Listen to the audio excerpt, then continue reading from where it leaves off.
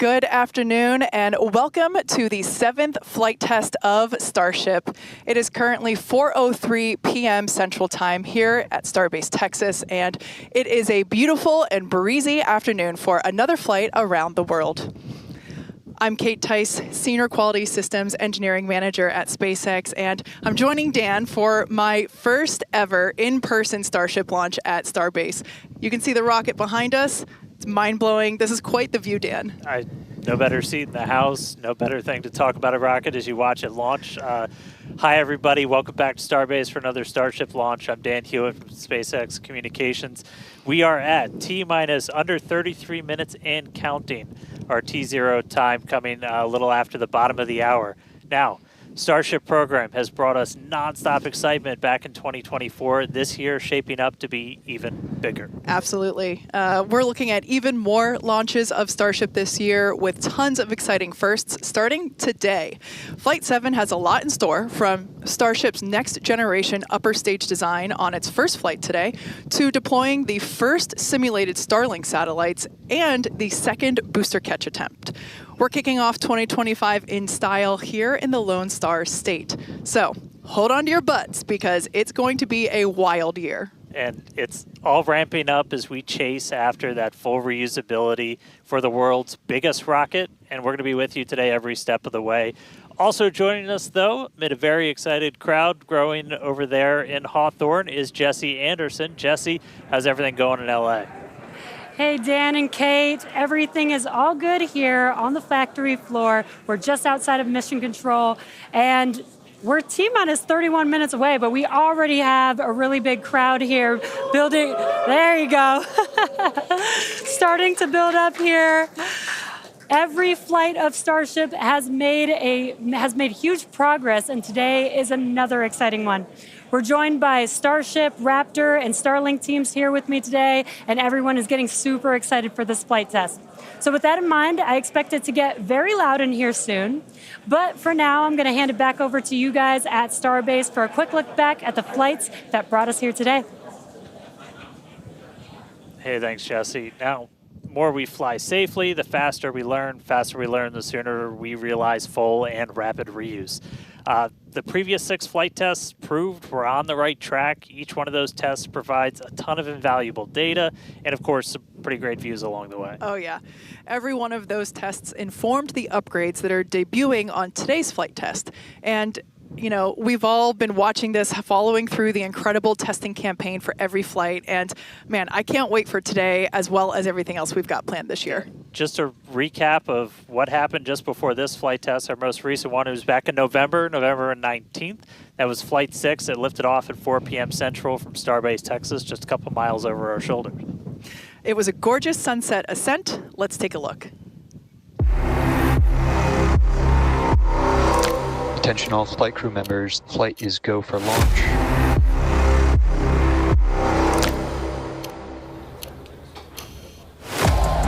It's been just over a month since Flight 5. The goal is to get that turnaround time down to hours. We have liftoff.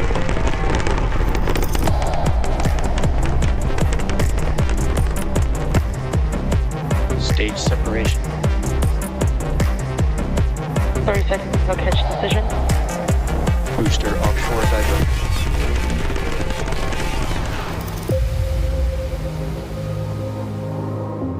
Tune in and watch the ship fly around planet Earth.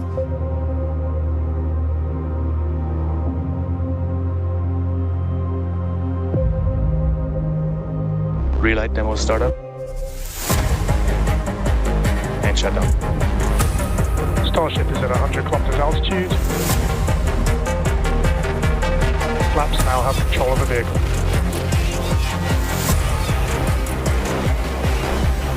Starship has started the subsonic belly flop.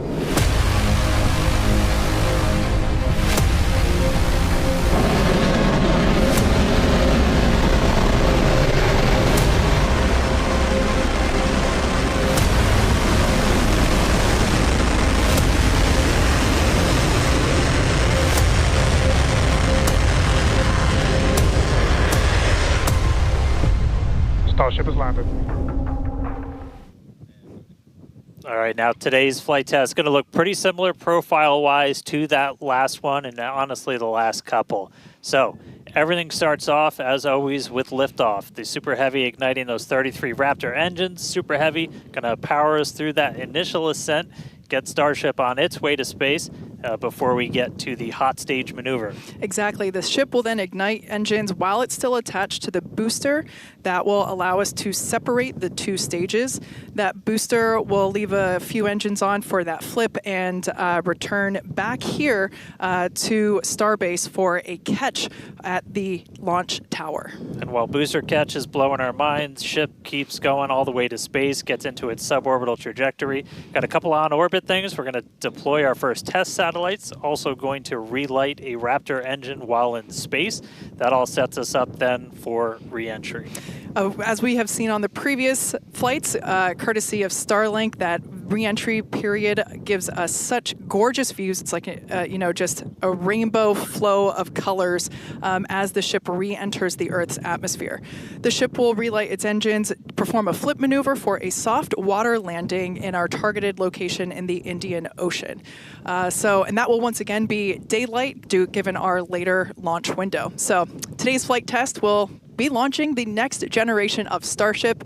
It'll attempt the first payload deployment test, fly multiple re-entry experiments geared toward ship catch and reuse, and of course, the launch and return of the Super Heavy booster back to the launch site right there behind us. Yeah, that's going to be amazing, but ship, kind of the star of the show for a lot of stuff today. A huge block of upgrades to Starship's upper stage are debuting on this flight test, adding more capability. We'll start off up top. Those forward flaps got a redesign. They shrunk in size. We shifted them towards the top of the vehicle, away from the heat shield. That's going to make it significantly less exposed to re-entry heating. And then Starship itself, we made it about 2 meters taller. So we stretched it up to about 52 meters. That allowed us to add 25% more propellant volume, along with a bunch of propulsion upgrades like vacuum jacketing of those feed lines to the engines, an entirely new feed line system for the Raptor vacuum engines, an improved avionics module for propulsion, all that adding performance and the ability to fly longer missions. And just like on Flight 6, tiles have been purposely removed to stress test vulnerable areas. This time we're doing it across the entire vehicle, including in critical areas, as we use this flight to push the boundaries of Starship's capabilities. And for re-entry experiments, multiple metallic tiles are being tested, as you can see there on your screen, including some that have a version with active cooling. Then the vehicle's avionics, its brains, got a complete redesign. Some of the new things, we've got 4 of these upgraded Starlink terminals that combine Starlink, global navigation, and RF communications into a single unit. And then on the sides of the vehicle, we have these catch fittings. They're non-structural, but we're going to be able to see how they perform thermally during re-entry. We also smoothed part of that tile line to address some hot spots that we saw during entry on the last flight. Now, the ship and the booster, they weren't the only thing to get some upgrades. On the ground side, several radar sensors will be tested on the tower catch arms as we experiment with additional ways to measure distance between the arms and the vehicle while we prepare for ship catch. Now, this is just a handful of the many upgrades included on this flight that make this the most capable Starship that we've flown so far. And then something really cool has me super excited. We're going to be deploying 10 Starlink simulators that are similar in size to our next generation Starlink satellites. With pretty unparalleled payload capacity and full reusability, Starship's going to be able to deploy our more advanced V3 Starlink satellites, which is going to help us continue to revolutionize global connectivity. Each of those Starlink V3 launches on Starship is going to add about 60 terabits per second of capacity to the Starlink network. And that alone is that's more than 20 times the capacity we're getting with every V2 Mini flight on a Falcon 9 right now. That just helps further Starlink's impact in the coming years as we expand access to high-speed internet all around the world and eventually beyond. And those Starlink simulators are going to be on the same suborbital trajectory as Starship, and they're expected to demise upon entry. Starship itself, its trajectory looks very similar to all of our last several flights, suborbital, splashdown targeted into the Indian Ocean, a couple hundred miles off the western coast of Australia. And then the other on-orbit thing we're doing is going to be relighting a single Raptor engine while in space. We knocked that out last time. V2 ship, new propellant system. Let's do it again on this one. Ship's going to be busy. Now, of course, we can't forget to add that today's Super Heavy booster is reflying flight-proven hardware for the first time. A Raptor engine that flew on the booster that was caught during Starship's 5th flight test. You can see it there on your screen. This flight-proven engine, we've got Raptor 314 there, hence why there's a piece of pie on this nozzle. Maybe we can get that image rotated so you can see it a little bit better. Yeah, there we go. If you didn't already know, we like our jokes around here. So that's what we have planned for today's flight test. And so far, everything is on track as we continue to count down. We're now within 23 minutes of launch. We're at 22 minutes and 52 seconds. Everything continues to look good. Still a little breezy, but that's okay for us. Yeah, we set up our desk in a wind tunnel today. It's probably windier here than it is anywhere else, but weather's cooperating, really clear skies, no rain today, still well within our limits for booster launch or catch. Not tracking any issues on vehicle as we continue to count down. We're still loading prop on board. Our range team also reporting that the range looks like it will be clear at our current T0. So that's super important. We're going to keep an eye on that all the way up to the end. As for what we've already done with the vehicle leading up to today, we stacked the vehicle over the weekend. We lifted the ship on top of the Super Heavy booster. Hours ago, we cleared the site of all personnel. And of course, our flight controllers came on console, some of them sitting in the building behind Dan and I. And as Dan mentioned, the range team was deployed. They are standing by in the Gulf to make sure that the booster has a clear to return back to here at the launch tower, but also they're located in the Indian Ocean, standing by to make sure that the targeted landing zone for the ship is also clear as well. And then we knock out a whole bunch of things in the hours before launch. We do an alignment on all the guidance, navigation, and control. We did tank purges, pressure checkouts, make sure we were ready for prop load, check the booster, quick disconnects, and the ship one. We demate the chopsticks. We actually do a little wiggle check on them, make sure we have control, as we're going to be using those for catch. Load up all of the hydraulics that are on the tower, and then we did the initial locks and methane chills, getting them ready for prop load. Now, speaking of prop load, we conducted the go, no-go poll for prop load at 3:30, so a little bit less than an hour ago.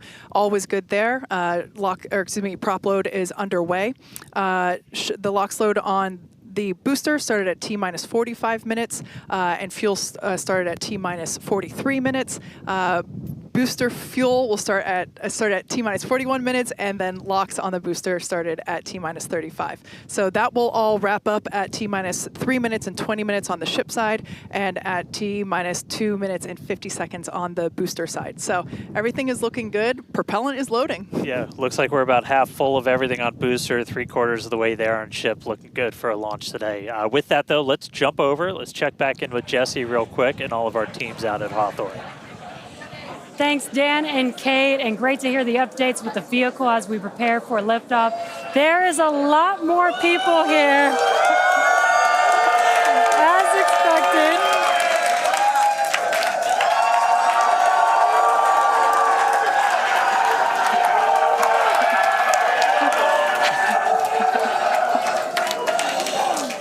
Love it. All the Raptor engines are built here, so there's a lot of that team here in the crowd, so they have a strong connection to the Starship flight today. Every flight test gets us closer to a fully operational Starship, which gets us closer to our ultimate goal to make humanity a multi-planetary species. To establish cities on Mars, we're going to need high-cadence, low-cost flights for cargo and crew.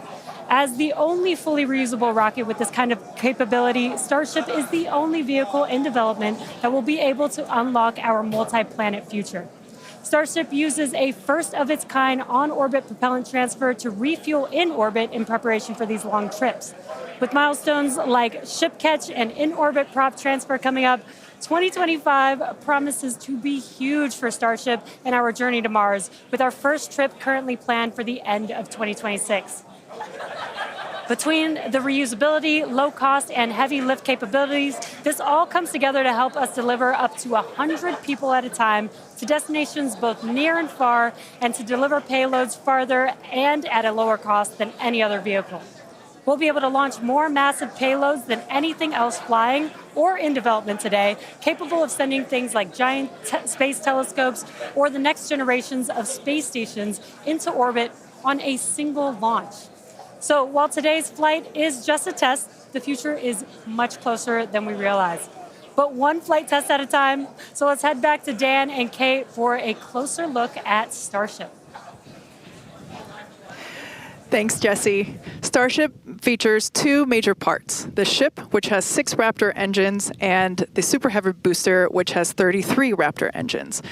The Raptor engine is a reusable methane-oxygen staged combustion engine that powers the Starship system and has twice the thrust of the Falcon 9 Merlin engine.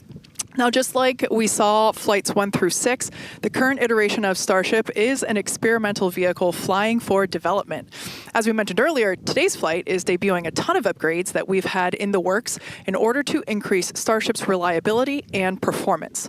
Several of these upgrades will also unlock our ability to fly longer missions, something that we'll want to do as we start doing orbital flights around Earth. And then to get an even better sense of just how big Starship is, we can start here. Let's take a person about 2 meters tall. Towering over that, you got your Millennium Falcon clocking in at 35. Just above that, we've got a Falcon 9 rocket, payload fairing attached. Double that height, you're up at 70 meters.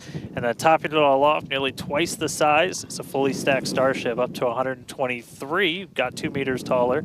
Altogether, the ship, 52 meters, Super Heavy boosters, 71. And what's super fun is we're going to make ship and booster even taller in the future. Which is crazy, because turning around and looking at it and thinking that it's going to be bigger, that's mind-blowing. Make the ship as tall as the booster. Now, moving up the rocket, the ship features 6 Raptor engines. 3 optimized for sea level performance and 3 optimized for vacuum performance. Raptor Vacuum, or RVAC, is a similar design to the Raptor engine, but features a larger exhaust section and a larger expansion nozzle to maximize the engine's efficiency in space. Our upgraded ship that we're debuting today carries about 300 more tons of propellant than the last flight's ship, bumping it up from 1,200 metric tons to about 1,500 metric tons. It's a lot. The ship is designed for vertical takeoff and landing on any hard surface. Now, the ship is also outfitted with newly redesigned forward flaps that are used to aerodynamically control the vehicle's attitude during atmospheric flight and enable a precision landing. The new flaps are lighter and positioned more leeward or away from the heat shield. Now, to reach full reusability, the ship has to be able to survive re-entry not just one time, but multiple times. The ship's heat shield is essentially what does the job for that. We've been iterating on that every single flight, building towards that heat shield that requires no refurbishment between flights. Now, the heat shield is composed of thousands of hexagonal ceramic tiles. They're designed to insulate the vehicle during that atmospheric entry where temperatures ramp up to as high as about 2,600 degrees Fahrenheit. A rapidly reusable heat shield has never been flown in history, so continuously improving this, flying new experiments, those are all key focuses of all of our flight tests right now. And in between the first and second stages is our hot stage, which we saw in actions on flights 2 through 6. The hot staging maneuver is when the upper stage engines are ignited before the booster engines, before those booster engines are completely cut off. With hot staging, the rocket never stops accelerating during separation, so it's more efficient than traditional stage separation. One of the hallmarks of Starship flights are the incredible views that we get throughout flight, of course, courtesy of Starlink. Every day, we're working to expand the Starlink network both on Earth and in space. Here's Jesse with more. Fans of Starship may know that Starlink enables us to bring you lots of unprecedented views, both from space and here on Earth. In addition to the dozens of cameras on Starship itself, we also have mobile Starlink camera kits deployed in the Indian Ocean, connected to our aerial assets and all around Starbase, which all come together to help tell the incredible story of Starship, both on and off planet. Thanks to Starlink, Starship is capable of streaming more than 120 megabits of real-time, high-definition video and telemetry in every phase of flight, providing invaluable engineering data to help engineers rapidly iterate across all systems. And all of that streaming data will be put to good use with the more than 30 cameras on the vehicle for today's flight test. Starlink is the world's largest satellite constellation, operating in low Earth orbit to deliver high-speed, low-latency broadband internet, providing access to people around the world, many who have never had connectivity before. Starlink now serves more than 119 countries, territories, and other markets. And here at SpaceX, we've been developing Starlink's communication capabilities not just for humans on Earth, but for astronauts in space. Our recent Polaris Dawn mission, we deployed a high-speed internet connection in Dragon for the very first time. Here's a quick look at how that went. Starlink is an amazing confluence of programs at SpaceX. So we have a whole corner of the company that owns and operates a multiple thousand satellite constellation to provide internet to people on Earth. So Dragon was modified for Polaris Dawn to have a laser and a Star Trekker inside of the trunk. And then it will obtain internet, both uplink and downlink, through that laser link. And it's connected to a Wi-Fi router, just like you would have in your house. Getting online with Starlink was super easy. It was just like getting online at home, and even easier, perhaps. It just connected automatically and then worked seamlessly. And then it was just internet in space. The Starlink performance on orbit blew us away. It enabled us to talk directly with Mission Control team, and it also enabled us two-way video connection with our families back at home. So it just was an incredible resource. One of my favorite memories is, all four of us in different parts of the spacecraft on phones with our earpieces talking to our families. Get to show them the perspective that we have of Earth. It was very cool to bring them into the mission that way. I was able to show my kids and my husband, what it looked like to be floating in space. I got to show them out the window. So my husband even exclaimed that at one point we hung up the call and he called back and I answered and he was like, I called space. Starlink on Dragon is something that we want to include because we have this company within SpaceX that has space-based internet. So what not a better way to test space-based internet in space?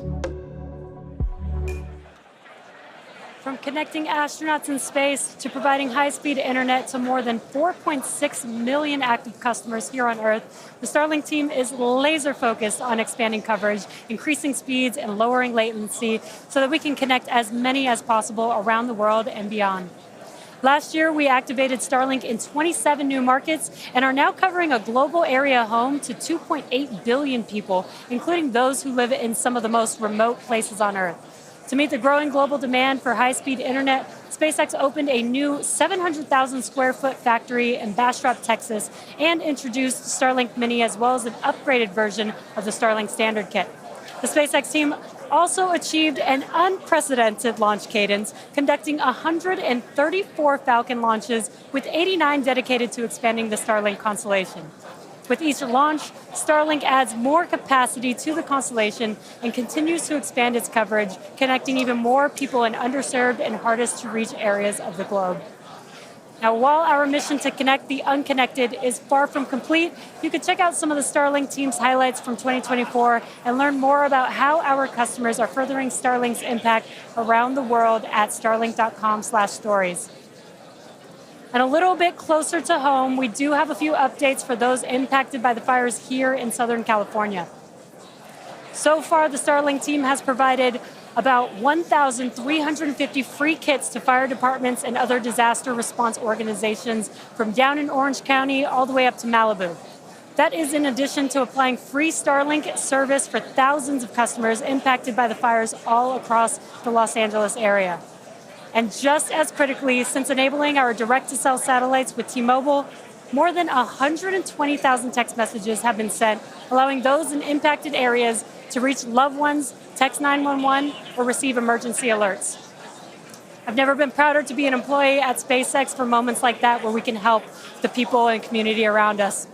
Make sure to follow @Starlink on X for updates as we continue to work with local response teams, and check out starlink.com/LA wildfires for more information on these efforts.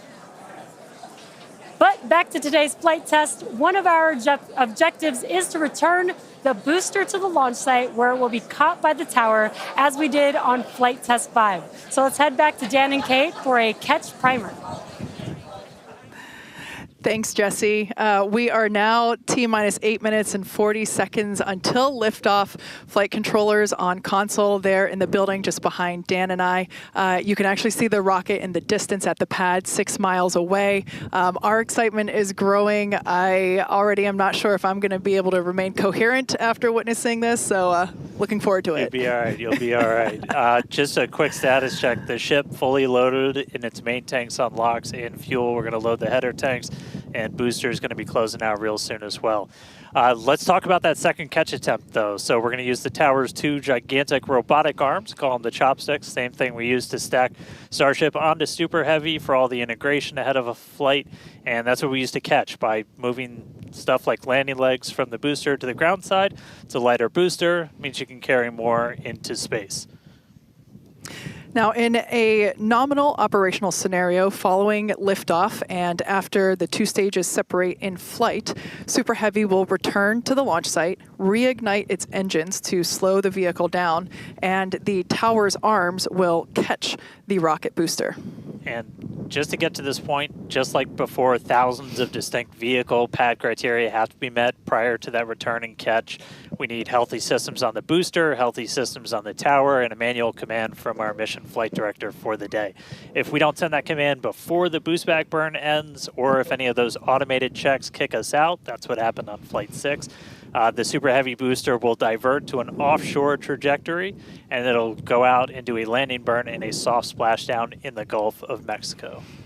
Now, we have said it before, but it remains true today. We accept no compromises when it comes to ensuring the safety of the public and our team, and that return will only take place if the conditions are right. And one of the unique aspects of Starship flights is the return and the catch of that Super Heavy booster and the audible sonic boom that it comes with it in the area around the return location. General impact to anyone in the area is just a brief thunder-like noise, but it definitely lets you know it's coming. Oh, yeah. It's something our neighbors in Cape Canaveral, Florida and Vandenberg, California have become accustomed to over the years, and now we're bringing the boom to Boca. So here's a peek of what to expect.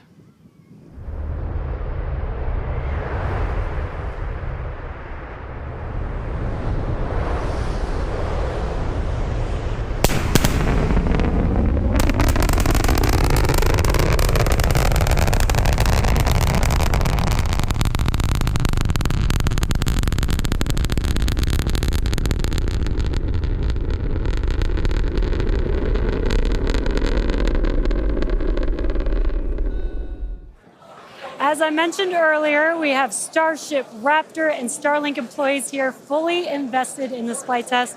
And of course, many other SpaceX employees also here across our site supporting their teammates. Every flight test has been pretty unique, and we're all very excited for another round of firsts, but I'm pretty sure the crowd is looking forward to potentially watching those chopsticks catch another booster. So let's see how excited they are today.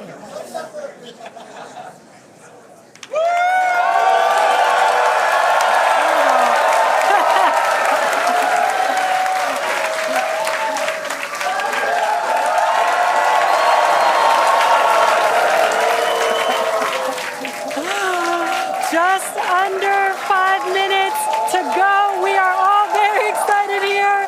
We're going to send it back to you at Starbase for the final minutes of the countdown. Kate and Dan. All right, thank you, Jesse. So if you just tuned in under 5 minutes ago, you picked the right time to do it. Just a quick status check. So we're almost fully loaded on the booster. We'll be fully loaded on the ship, fully loaded on the booster coming up soon. Our range team just reported that we're looking go in the range. That's super important. Great Our news. security guys, Mike, Kyle, Nick, the whole team out there in the elements, making sure everything's clear, doing a fantastic job. And we are coming up on 4 minutes and looking good for launch. Yeah, certainly exciting. Now, we do have an opportunity to hold at T-minus 40 seconds if necessary. This is a chance for us to perform additional checks if necessary. If we, need to repressurize some tanks, or if there's a wayward vessel in the range last minute, opportunity to clear it out. But everything currently looking good. Now, once we pass T-minus 40 seconds, a number of events will occur in rapid succession. The ground spin and ignition systems come up to flight pressure. The ship will go to internal power. After that, the quick disconnect, or QD, arm lockout is removed in preparation for retraction, which will happen shortly after T0. Once we pass T-minus 40 seconds, we do have the ability to recycle the count under certain conditions back to that T-minus 40 second mark and hold there to assess what happened and assess opportunity to proceed again to T0. Yep, we've used that T-minus 40 hold a couple of times. Boat's usually one of the items, but we aren't tracking anything right now that would cause us to hold there. We can hold there for several minutes. Main thing you're watching at is you set a clock because your temperatures will change and the fuel in the locks, everything pretty quickly. So you've got a couple of minutes that you can hang out and figure things out. There are items that if we pass them, we're scrubbed for the day. One of the main ones is that flame deflector at the bottom of the launch mount. Water begins flowing for that at the T-minus 10 second mark. If we scrub at any point after that, we'll be done for the day. And then teams will need to refill the deflector as well as all of our prop that we use to load on board the vehicle. It's pretty much just under 11 million pounds of prop sitting on that thing right now. And we can actually recycle in about 24 hours now. Which is incredible given the sheer volume of propellant that is on board the vehicle there on your screen. All right, coming up on the 2-minute mark. Again, a lot of ambitious things on the plate for Starship today. T-minus 2 minutes. New ship, new year, a lot of upgrades, doing a lot of ambitious things in space this time. Our first payload deploy, relighting a Raptor engine. We're looking good. So as we mentioned before, we have an opportunity to hold at T-minus 40 seconds, not tracking any issues at the moment that would be necessary right now. So fingers crossed we can pass through that checkpoint without stopping. But the folks on console are continuing to evaluate the launch commit criteria, making sure that the winds are within limits as well as any other weather restrictions. But man, compared to yesterday, this is a textbook gorgeous day. Oh yeah, little breezy today, but we got clear blue skies for a launch today. So at this point, all the prop has been loaded on the vehicle. We've closed everything out. We're doing our final thrust vector control, or steering for the engine checkouts. Once we hit the 30-second mark, we'll hear the flight director give the final go for launch. So we're under a minute. As we said, we're not expecting a hold at T-minus 40. But do not be shocked if that happens. It has happened in the past, and we can hang out there for a couple of minutes if we need to. If memory serves me right, we hold my breath for 4 seconds. Pass through prop load gate. All right, we passed right through that prop load gate. Hot diggity dog. All right, so we're going to let our flight director, Ty Huntington, take it away. Go for launch.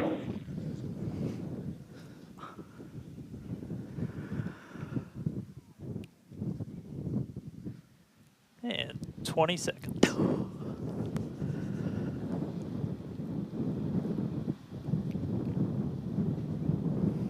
T-minus 10, 9, 8, 7, 6, 5, 4, 3, 2, 1.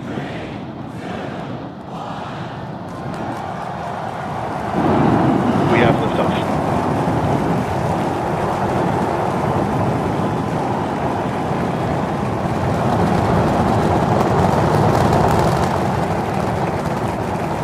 Vehicles pitching downrange.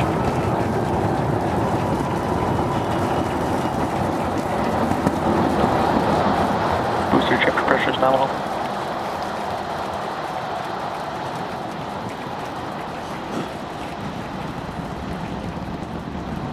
All right, we're more than 30 seconds into flight. Telemetry showing 33 out of 33 engines as it's pitching downrange. Booster, chip, avionics, power, and telemetry nominal. Hearing good call-outs on the ship and booster avionics. You just heard the rumble hitting us about 6 miles away. Watching Starship arc into just endless blue skies right now. Vehicle supersonic. More than a minute into flight, the vehicle's supersonic.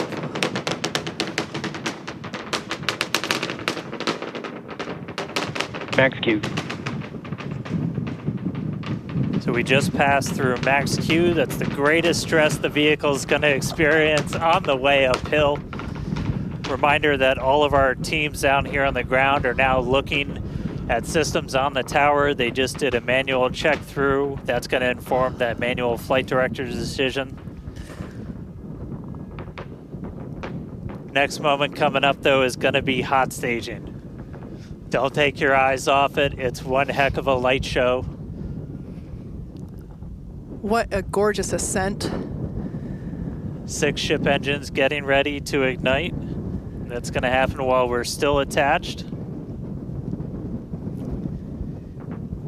We can still see the ship's engines from the ground.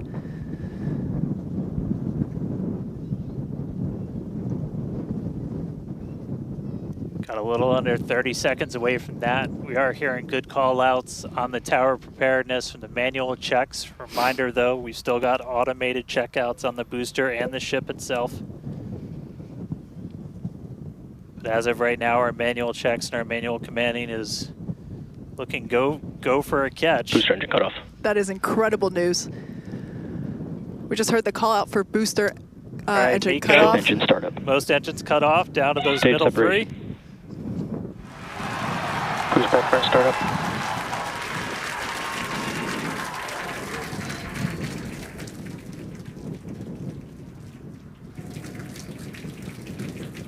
All right, hot stage chamber confirmed. pressure We've is got a nominal. booster hopefully on our way back to us, and a ship now making its ascent burn into space. How's it going in Hawthorne, Jesse? It's great over here. You can hear the crowd screaming for every milestone. The booster is now making its way back down to Earth. Looks like we have 12 of those 13 engines ignited. We're using the engines that actually gimbal. We are go for booster return.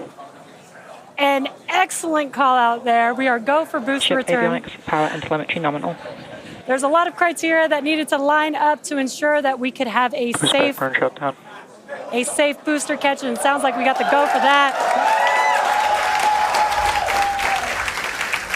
And there you can see on your screen, we had we just jettisoned the hot stage, and there's a great, excellent view there of the hot stage floating away from the super heavy booster. Now we've shut down the engines for that boost back burn. That confirms boost back burn is now complete. That was the first of 2 burns required for the vehicle to make its way back down to Earth. And next coming up will be the landing burn. That's going to be 13 of those center engines igniting again. And that will then go down from 13 down to 3 engines just right before we touch down for that booster catch. Now, reminder, our stage 1 objectives are to have a controlled ascent, stage separation, as well as a controlled boost back burn and hot stage as well. So we're looking good for that so far. Some great views there from the ship of Earth. That looks incredible.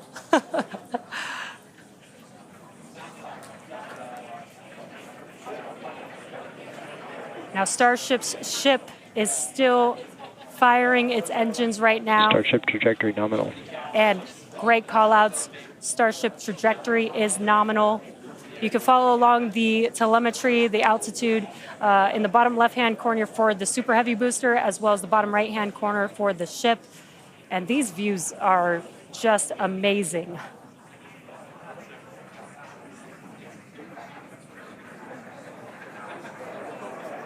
Again, the booster is currently making its way back to the tower today. So we're looking forward to a booster catch with the chopsticks.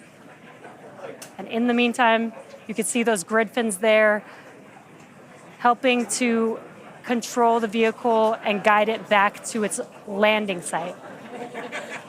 Booster FTS is saved. Now with that, we're going to hand it back. How's it going over there, Dan and Kate? How are you doing, Kate? Seeing that in person? Dan had to take that entire segment because I couldn't talk. That was incredible. There it is. We can see the booster coming back in now through the plume. At least it looks that way to us.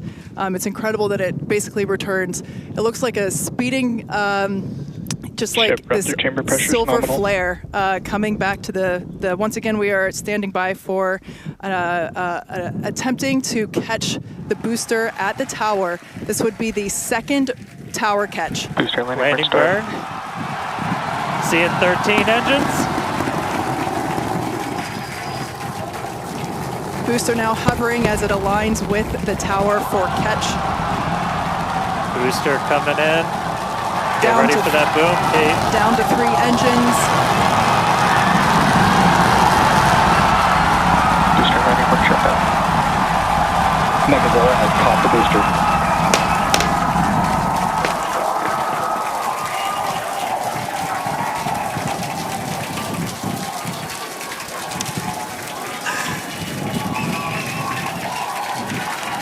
You heard it here, Megazilla has caught the booster. Once again, for the second time, a successful catch by the launch tower. This is the same tower, the launch pad, where that booster took off from just 7.5 minutes ago. Great view from the chopstick arms, looking at those hypersonic grid fins that steer the booster for that precision landing. It almost looks like it's flapping its wings. Yeah, you can see just how small that catch fitting is too on something that's just so massive. That was absolutely insane. Meanwhile, we're not done, but wait, there's more.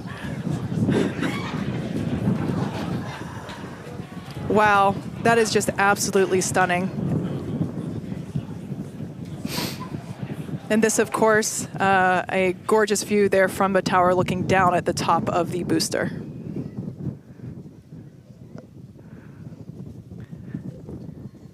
All right, and we are tracking. Now we're standing by for views from the ship, but who can take their eyes off of that incredible sight? That is once again the second catch of a booster back at the launch tower. It was incredible to see it come back down, just this silver flare in the sky.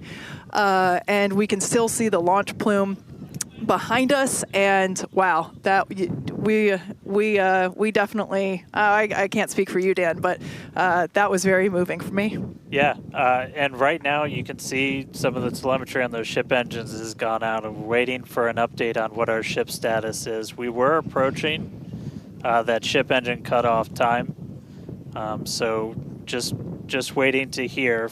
So obviously we've got booster back, booster on the launch tower in the chopstick arms, but we are waiting to get an update now on the ship. As we were expecting ship engine cutoff about 40 seconds ago. We saw some of those engines start to go out prior to that point. And so right now we are just standing by to try and get the latest word on where we are with ships. So stick with us for just a couple of minutes as we wait to hear some updates. Now, if you just recently joined us, you might want to hit rewind and go back about 9-10 minutes ago to when Starship lifted off from the launch tower that you see there. We had a gorgeous ascent followed by a stage separation where the ship separated from the super heavy booster. The booster performed a flip maneuver and returned back to the Gulf Coast here. There you can see it on your screen. Obviously a successful catch back at the launch tower, which is something that we were all hoping to see and really couldn't ask for a more beautiful background with those blue skies and blue water there. As Dan said, we are standing by for an update on the ship that had ignited its engines and started making its way up to space. So standing by for more info on that. But wow, what an experience to see that take off and for that booster to come back. You can see it there up close on your screen to the place that it launched from. Once again, there were thousands of catch commit criteria, which is basically just all the things that we have to assess and evaluate and basically make sure that they are make sure that everything is clear and acceptable conditions, both on the vehicle side as well as the tower side, in order to enable that catch. So obviously from the last two flights that we have done, where the Flight 6 we attempted but had to divert into the ocean, and then on Flight 5 we did have the first ever successful catch of the booster. We used the learnings of those two flights to hone in that catch commit criteria, and we saw success today, which is pretty awesome. And just a quick status check. So we currently do not have comms with the ship. So trying to figure out exactly when that happened and exactly what happened. So obviously the flight controllers right now going through their data, looking to make sure it's not anything instrumentation on the ship, but actually try and get us a status. So again, we're gonna keep listening in on this. We'll give you an update as soon as we have a little bit more. So for now, stage 1 back in the tower, waiting to find out a little bit more about stage 2.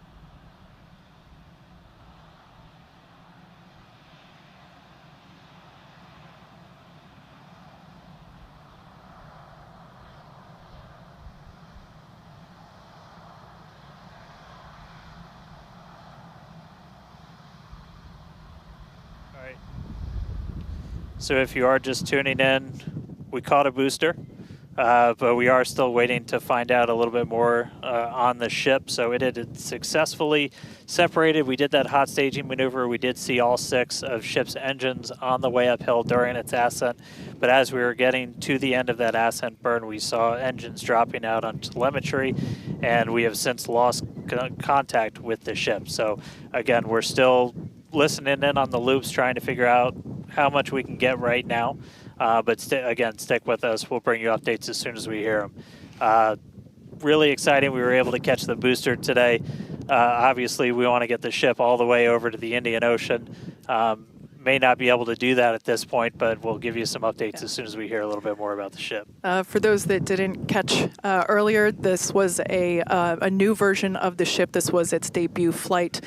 So a lot of learnings here for sure as we continue to tune in and listen in with the teams and try to gather more information to understand where we stand with the ship. But as Dan mentioned before, teams are trying to make sure that it's not an instrumentation error. We want to find out if it's, did we just lose communication or did something else happen with the ship? So teams are actively working, trying to figure out what we can find out, and we're continuing to listen in and find out more information to share as we can.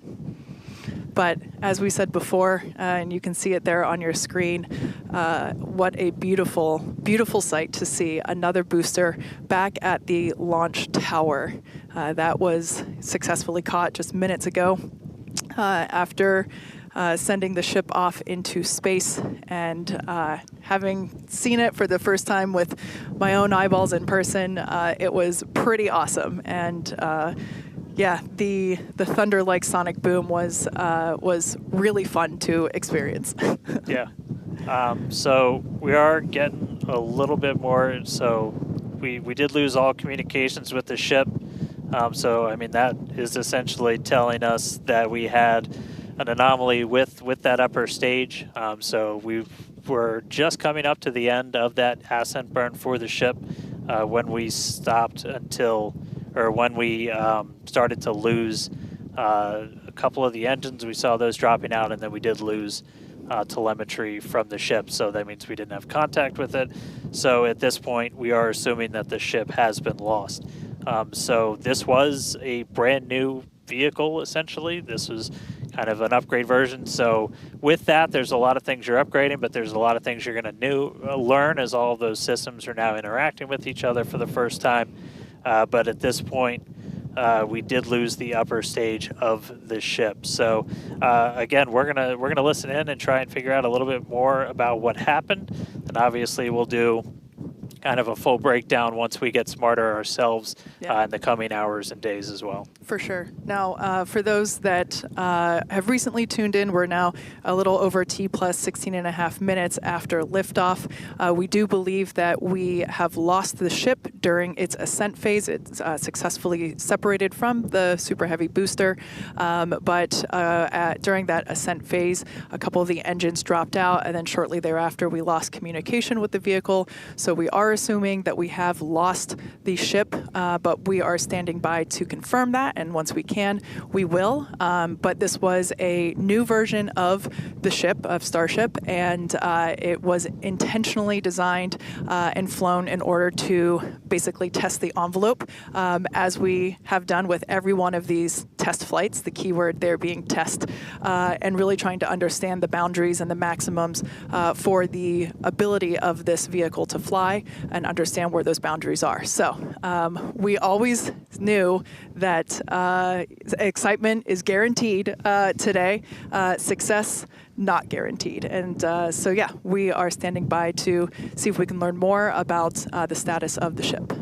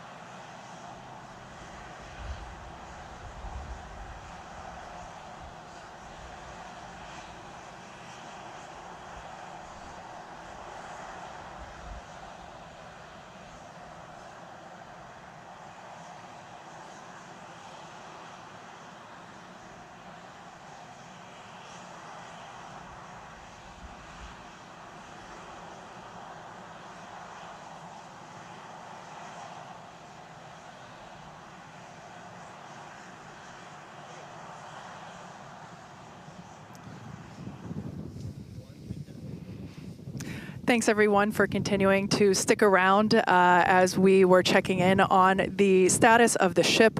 At this point in time, we can confirm that we did lose the ship. However, Starship, the total vehicle, did have an on-time liftoff at 4:37 p.m. Central Time from the launch pad just behind us at Starbase Texas. Gorgeous ascent and successful stage separation. The booster pushed the ship off, and the ship disconnected during that stage separation. The booster came back for a successful, the second ever booster catch at the launch tower, which was pretty incredible to see. Yeah, it was great to see the booster come down, but we are obviously bummed out about ship. It looked like we lost contact with it a little under 8.5 minutes into flight. That's roughly when you start to get to that main engine cutoff.